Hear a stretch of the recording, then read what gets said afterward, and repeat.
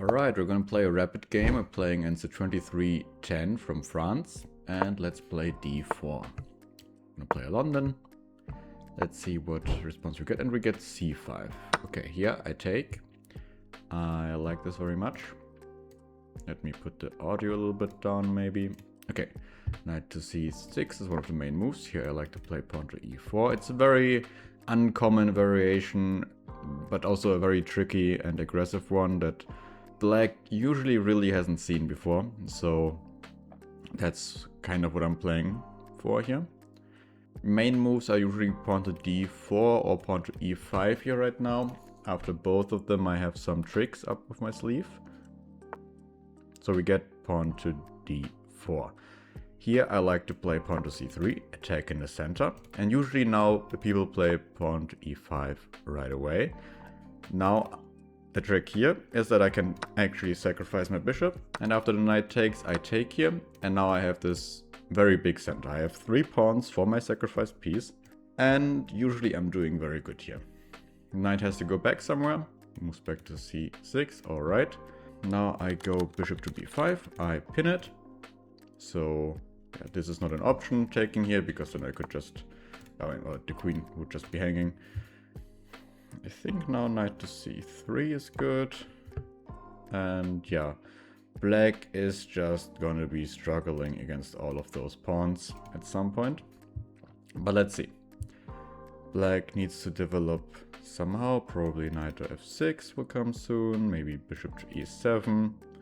I think the computer usually suggests that at some point black needs to give up one of his pieces again. And at least take like 2 of those pawns in the center somehow. Usually white will still stay with at least 1 extra pawn. But we're gonna see what's happening. Okay, pawn to a6. Now I think I'm also out of theory here. So now the question is, how do I deal with this? One option would be to take, and then if the bishop takes, I could like push my pawn further. But I also think that I don't really have to do this. I could also simply move my bishop back on c4. I think it's pretty well placed. Now that there isn't a pin here anyways anymore. So let's do this. The only downside of this move is maybe that once I now push pawn to d5 to attack the knight could come to e5 and attack my bishop. Maybe I should have thought about that before. But okay, he plays knight to e7. Quite slow development, but my assumption is that he wants to go to g6 and then be able to develop his bishop. So right away I'm kind of thinking about actually just going for the attack. But if I go to h5, then I actually can just play knight to g6 and defend like that. So maybe queen to f3 is an option. And for the moment, I'm not actually sure how he defends against that. Because if he plays bishop e6 in between, then I think I just will have the fork with the pawns. But aside from that, he kind of only has pawn to f6, if I'm seeing correctly. And that is quite an awful move, I believe. And after he would do this, then I'm probably just going to castle. Okay, he actually does play bishop e6. I'm not... Okay, so maybe his point is then when I go here, he actually has knight to e5. Yeah, that's right. And then there's no fork anymore because the queen is attacked. Also, my bishop is attacked. Yeah, I should have seen that before, but I think if I just take the bishop right here, this also should be pretty good still. Now, my pawn is attacked twice. And the question is, how do I deal with that? I could maybe push the pawn. I think that doesn't look too bad. I'm thinking if there are some tactics, whether or not I can maybe even play long castles, and then when the knight takes, if I have something there, like for example queen to h5, if then he would play pawn to g6 for example, I would have the fork with my queen over here on both of those pieces.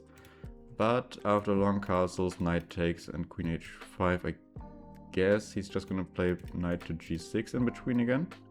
But then again, there might be some tactics. For example, now then there is this pin on the knight, and I could maybe play knight to f3, just attacking it further. So that is actually an option to think about here right now. And honestly, I think I'm just gonna go for it. Should have maybe calculated a little bit more, but just intuitively, with the king being completely stuck in the center, not a lot of development going on, it feels like the tactics should be on my side.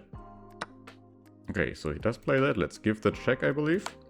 I think he only has knight to g6, because, yeah, well, if the king goes here, I can simply take the knight, of course, and if this, then, as I said, I have the fork.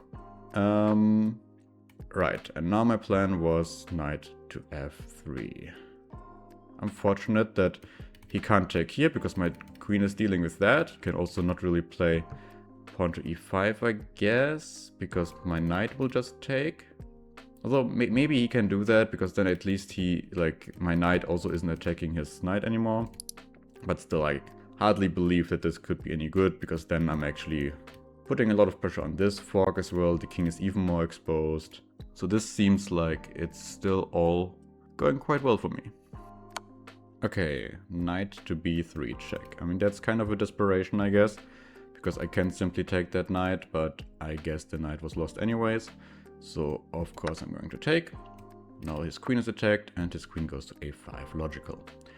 There are some checks threatened here with queen to a1. I'm not sure if that's actually a threat, because once he goes there, I can just play king to c2, and actually his queen will be under attack. Maybe the more prevalent threat is on my pawn here right now. But how can I deal with that? So there are a few moves I'm thinking about. Mostly with this knight, either to e5 to put pressure on this knight. The problem with that could be that he just takes the pawn with my queen, and then this knight actually is standing in a pin. I can't move it because then my queen would be lost. The other knight move would be knight to d5, simply attacking this one. This looks good, I think. Yeah, I think I'm going to play this. So if he would now take with the bishop, I could simply take here, and this would be a fork on this pawn, on this bishop. Oh no, actually I cannot do that. I'm just seeing I cannot do that, because when he takes here and I would take here, he would have a discovered attack, or a discovered check. He checks my king and attacks my queen, and I will lose. So that's good to keep in mind. That means that after he takes, yeah, I probably should go somewhere with my queen. And my thought is to go to g4, just to put more pressure onto this pawn. And he's probably not going to be able to defend it. Although he can maybe push it, but then also my queen comes in, or my knight comes in, I'm not sure yet which. And it feels like it should be extremely dangerous for him. So let's play this. I also need to take care of my time a little bit. If he trades the knights, then I'm going to first take here, that's an in-between check, and then take back. The problem with that is a little bit that this check is going to be stronger. I can't go king to c2 anymore, because then this rook hangs. But I can still move my knight in between, which then brings its own problems of rook to c8. So yeah, this is getting a lot more messy than I would have hoped for. He definitely has some chances here, I think. So probably he should actually take here right now. I'm gonna take. The king has to go somewhere, probably to f8. And then I should probably actually give this check with the queen, and then take back the bishop with my queen. I think that makes a lot of sense, because then afterwards, if this check comes, I can still just play. Okay, he does that. So this should work, right? If I go here. Is there anything bad happening? I don't really understand this move. Because now I'm simply attacking the queen, and it has to go back again. And then I can just take here with either of the pieces. So I really expected him to first take and then try this check. But yeah, like this it just didn't work, I think. So let me take with the queen, I believe. He goes in between with the knight, okay. Now my thought is to just go knight to f5. Putting pressure on this knight, but also attacking this pawn. Maybe also having ideas with the rook and the queen. I think my king is doing very well over there.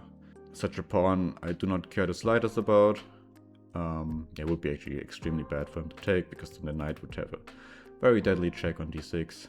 So the bishop really has to cover the square, I think. Okay, he takes my knight.